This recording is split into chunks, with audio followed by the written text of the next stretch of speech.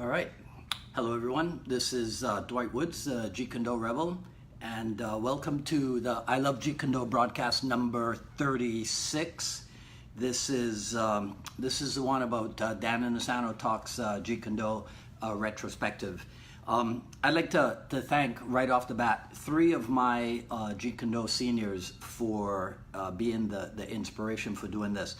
One, Chris Kent, for putting up a whole bunch of articles on his website at ckjkd.com. You can find them there, and he's put them up for the whole world to have access to. And he actually saved me from having to go to and breaking open boxes in my storage unit to find these articles. Secondly, to my other Jeet Kune senior, Cass Magda, for actually the suggestion of broaching the suggestion to broach this topic. And so here's hoping that he'll approve of my effort. And lastly, to Jose Fraguas, my Jeet Kune senior, for actually writing the book Jeet Kune Conversations, from which most of the material for today's broadcast is gleaned, right? So the Jeet Kune Conversations has a bunch of interviews with a number of Jeet Kune notables, and actually that book, I'm not denigrating it in any way. It's a fantastic book, and it gives insight, but it is what I call fixed in time. So there's a lot of knowledge in there, and we'll be partaking of a tremendous amount of that knowledge today. So it's still valuable. But there's the Bruce Lee quote that says, knowledge is fixed in time, whereas knowing is continual. So my other Facebook live show, the Jeet Kune Dialogues, that's where I attempt to put that Jeet Kune maxim into practice. So we have the written material, the fixed knowledge, as in Jeet Kune Conversations, and we take advantage of that and we make use of that. But we also have the Jeet Kune Dialogues, live ongoing interviews, and that's where we take advantage of knowing, which is continual, if that makes sense, right? So the interview, the Inosanto interview starts out with him being asked when he met Bruce Lee for the first time, which we all know was in 1964 at the Long Beach Internationals, and when was the last time, which was I think early in 1973, right? So a few months before Bruce Lee passed away. Oh, and by the way, we know Bruce Lee passed away on the 20th, but some of you, probably everybody who's watching this or who will watch this, is aware that yesterday, July 24th, was Sifu Dan's 82nd birthday. And so actually today's broadcast is kind of in tribute to his recent birthday. So the question was, when was the first time you met Bruce Lee, and when was the last time you met Bruce Lee? But then the next question after that was, what happened between those 2 meetings? And Sifu Dan says that he thinks that what happened in between those 2 meetings changed the martial arts world, which, if I've ever heard one, is kind of an understatement, right? So he makes the comment that Bruce Lee was light years ahead of his time, and his influence on the martial arts world is self-evident. 3 decades ago, he was talking about things that most martial artists didn't understand and even fewer believed. So my question for those of you out there in the I Love Jeet Kune world is this: is that still true about Jeet Kune, that Bruce Lee was years ahead, and most martial artists didn't understand and even fewer believed, right? So what do you think? Is that still true of the of present day Jeet Kune? Are we still ahead of the game in the area of martial arts, or has the rest of the martial arts world caught up to where Jeet Kune was at, right? So if you feel like it, comment on that, and I'll re-comment back to you if required, right? The other part of Sifu Dan's answer was this: I can say that his knowledge and skills were far beyond any martial artist of his time. The thing that impressed me most about Bruce was not his skill, but his knowledge. Most people were impressed with his physical skill, but to me, the most impressive aspect was his knowledge. The thing that was amazing about Bruce was that he could beat you with his brain. So I have another question for you. So what do you make of that, right? I say that we should ask ourselves as martial arts students, right? As students of martial art, we should ask ourselves, well, what is it that impresses us most about our teachers? Is it their skill, or is it their knowledge, or is it even possibly a combination of the two? And then if you are a martial arts instructor, because some of the people who tune in to the I Love Jeet Kune broadcast are also martial art instructors, right? So then as a martial art instructor, what do you actually seek to impress your students, right? And if you do, what do you think impresses your students more? Your skill or your knowledge, right? Or instead of trying to impress your students, do you instead seek to convey information to them versus seeking to impress them, right? So that's the second question. And if you guys feel like it, go ahead and comment. I'll get to the comments after we finish up, right?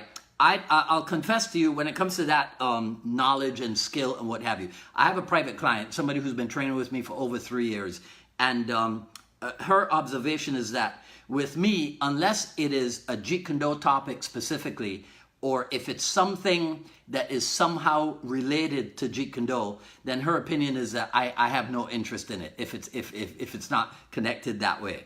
And I have an old girlfriend who recently told me that she didn't stay with me back in the day because I never put her number one. I never put her ahead of martial arts, right? Which so I jokingly said to her, well, maybe you should have started training with me, right? But anyhow, okay. So back to reality, right? So either way, you'll realize that what we're talking about here is that darn concept of balance, which we referenced. I think it was in last week's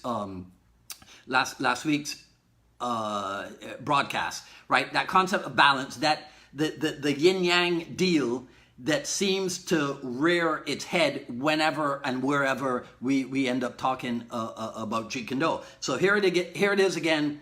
We're running like hell and seeking that balance between being physically skillful and being mentally knowledgeable, right? Which is also known as being able to do your art, being able to perform your art, but also being able to talk, as in explain your art, right? So more on that topic later. So then another question was, how did you become, and this is to Inosanto, so how did you become Bruce Lee's demonstration student? Right. So again, as most of us know, after the 1964 Long Beach Internationals, Bruce Lee stayed around for a couple of weeks, and they did some demonstrations at different places, right? And so the deal was kind of that Inosanto would assist him, and in exchange, Bruce Lee would teach him lessons, which at that time, according to Sifu Dan, were lessons in modified Wing Chun, right? Because it was 64, so the Jeet Kune the Jeet Kune had not yet been conceived, right?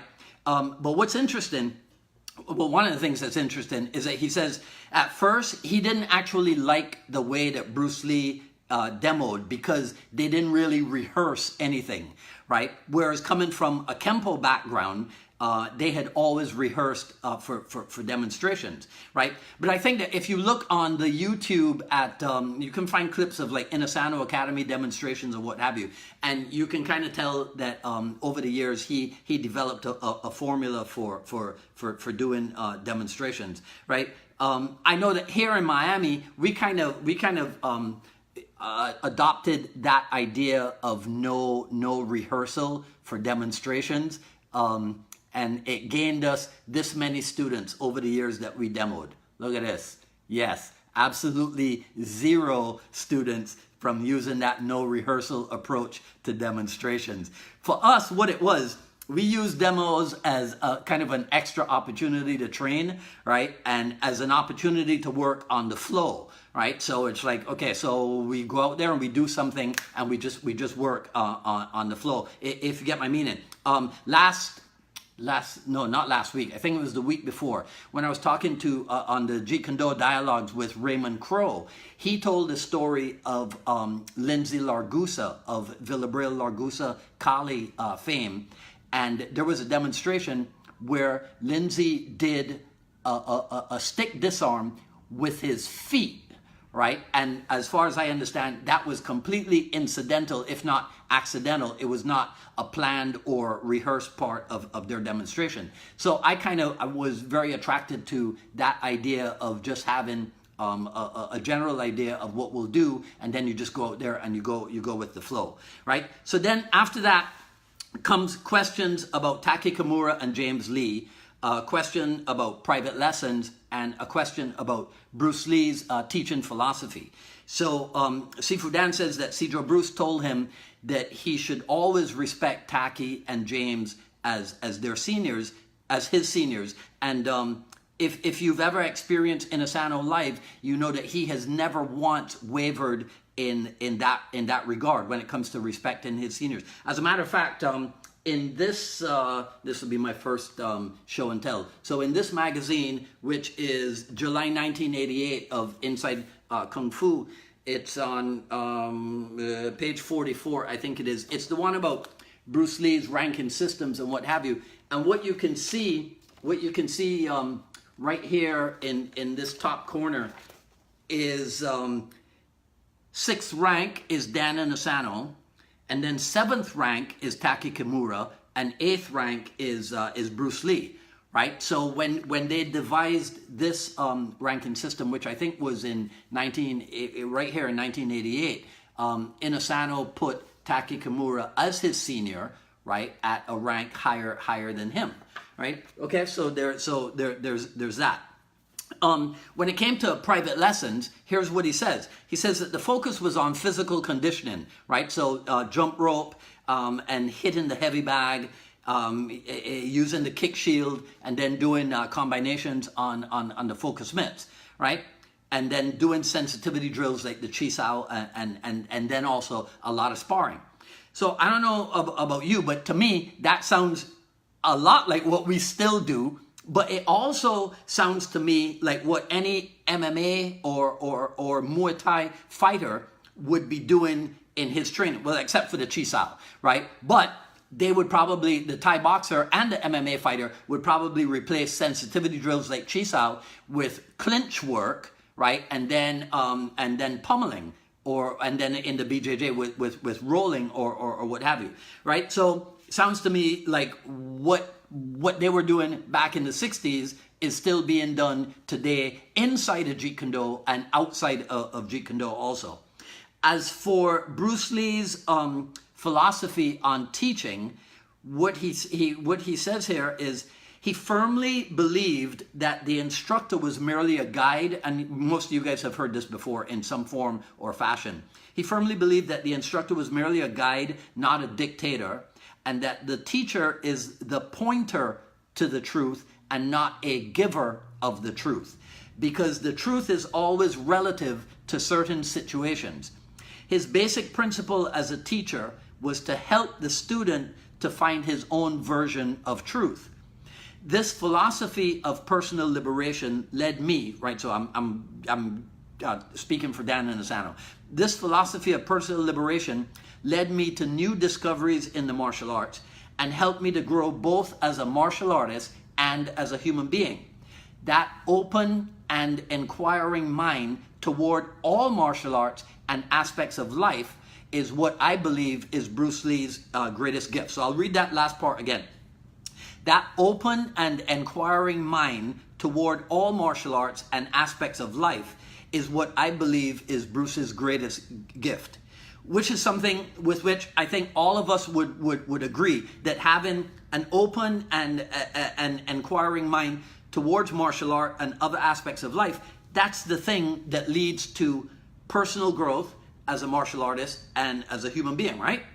you can comment on that one too.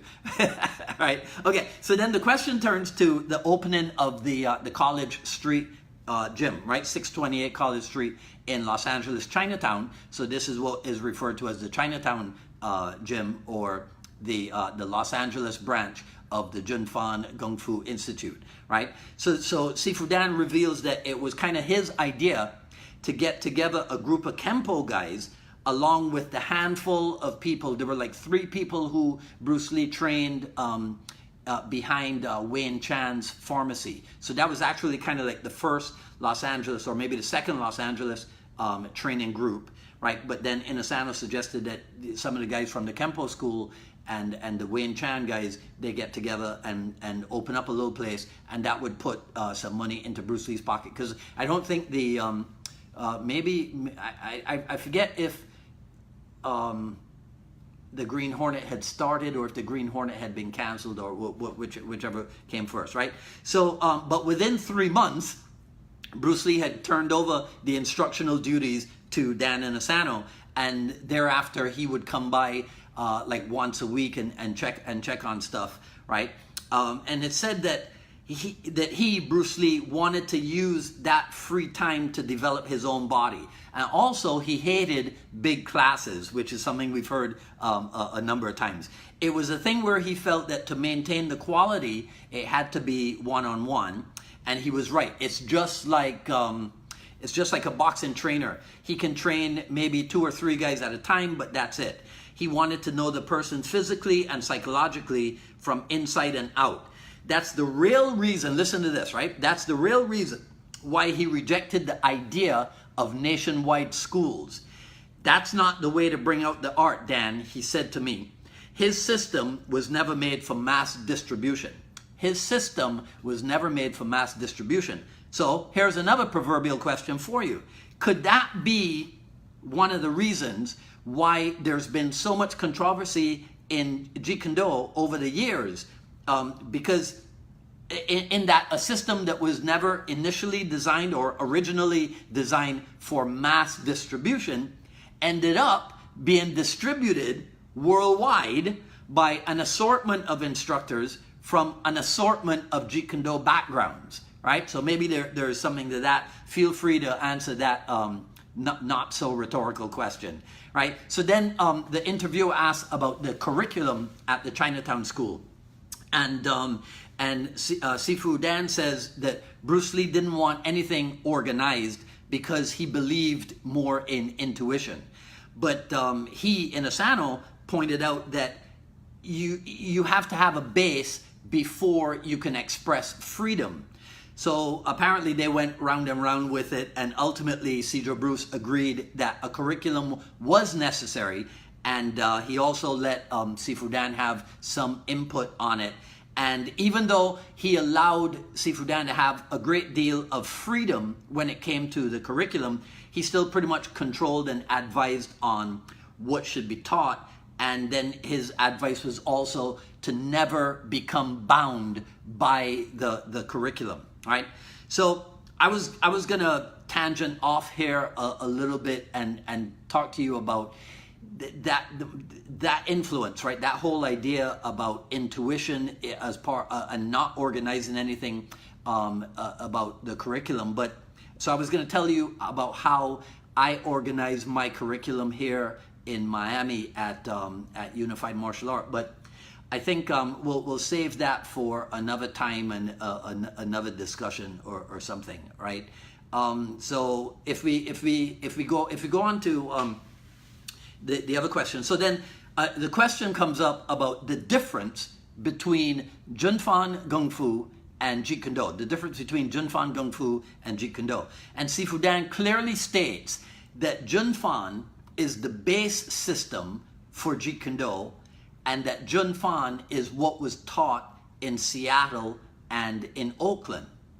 But by 66 or so, by 1966, Bruce Lee had started adjusting the footwork, the on-guard position, the stances, and the angles of techniques to the point where it was not Wing Chun or modified Wing Chun anymore. And then by 1968, after, and these are his words, after much addition and subtraction to his Junfan method, he came up with the way of the intercepting fist, right? Okay, so now here, for me, is where it gets really interesting. Because the question is, Bruce said, absorb what is useful and reject what is useless, adding what is specifically your own. Isn't this a little confusing? Right? Now, you may recall that I've told you before that Bruce Lee never actually said those words. Those are words that were actually adapted by Sifu Inosanto, right? So in answering the question about absorb what is useful and what have you, here's what he says. It would be confusing if you don't have the right level of Jeet Kune understanding. So I'm going to say that again. It would be confusing if you don't have the right level of Jeet Kune understanding, right? So then he continues, he said, Bruce had a personal based system. He said that you had to capture the essence of each art. The essence is not the 3,000 techniques you have to learn from white belt to black belt. Whatever he absorbed from a system, it had to fit into his personal based system. In fact, even if you don't realize it, the criteria for absorbing are based on your conditioning as a practitioner of a particular style or a particular art. A judo man will absorb from wrestling in a very different way than a karate man. Bruce believed in giving the student experiences he could grow from, right? What the student absorbs from that experience is pretty much up to him. Don't forget that Bruce was advocating that each student find the cause of their own ignorance, which does mean not going to your instructor for answers. To be able to walk alone, you need a high level of JKD philosophy understanding, right? So I'm going to go back here and say his answer was, it would be confusing if you don't have the right level of Jeet Kune understanding. And then he says, to be able to walk alone, you need to have a high level of Jeet Kune philosophy understanding, right? Now, this is probably, the transcript of a live talk, just like I'm doing a live talk now, but I think it's significant, the slight change in language there. It is that philosophy which gives you the guidelines for your personal journey in the Jeet Kune art. You can put different arts together and the final product will not be Jeet Kune. He never wanted to accumulate unnecessary knowledge. What he added to the personal base system, what he added, he did because he was making what he had more efficient. So that goes to the whole thing about just what is it that constitutes Jeet Kune. And so we've talked about this before. There are a lot of people out there who are accumulating a lot of information and a lot of techniques and what have you, but some of them do not appear to be striving to run those techniques through the Jeet Kune filter and work on making those techniques more efficient, which is part of, we say it all the time, it is part of the daily decrease, right? The hacking away at the unessentials. So this is why it's important for people who are out there teaching the art of Jeet Kune to have a high degree, this is my opinion, to have a high degree of knowledge about the art and not just a high degree of skill, right? Like Sifu Dan says, whatever it is that you add, it has to fit your personal base system. So if part of your personal base system is efficiency, and why wouldn't it be, then you must ensure that what you're adding is not the accumulation of more and more techniques from different arts. So any amount of hybrid arts that you find out there, while on the surface it may sound like they're espousing the same philosophies as Jeet Kune, they really are not, right? Because remember that hybrid is a word that talks about taking dissimilar elements and forcing them together, not looking for the connecting thread, right? And turning these things into similar or complementary elements. That's not what a hybrid is. That's why you have gas and electric, which are not similar at all, right? So it goes back to what I said at the beginning, because I'm getting ready to wrap this up. That what Sifu Dan said was he was more impressed by Bruce Lee's mind than by his physical skill, right? So I think that in the final analysis, that's what we have to strive for. We have to strive to be knowledgeable about our Jeet Kune Do and not just skillful. Now, I tend to take it a little bit too far and end up, my top student, Miguel Colasanti, is on here, and he will be a testimony to this. He and I have a deal where when he is in class, he gives me the signal to stop talking so much and get back to the doing, right? And if I don't see the signal, he has permission to interrupt me, right? And force me to stop giving knowledge and give experiences for people to train, right? Okay, so that's it for today. A retrospective look at Dan Inosanto talking about Jeet Kune Do. Thanks for tuning in as always, and I hope that you got something from this. As usual, the I Love Jeet Kune Do series, the Quick Skill series, Volume 1 is available at ilovejeetkunዶ.com. And Mr. Wells, thank you once again. Okay, there we go. If Ray Wells doesn't show up, I always forget. Let me give you another shot of it. There you go. All right.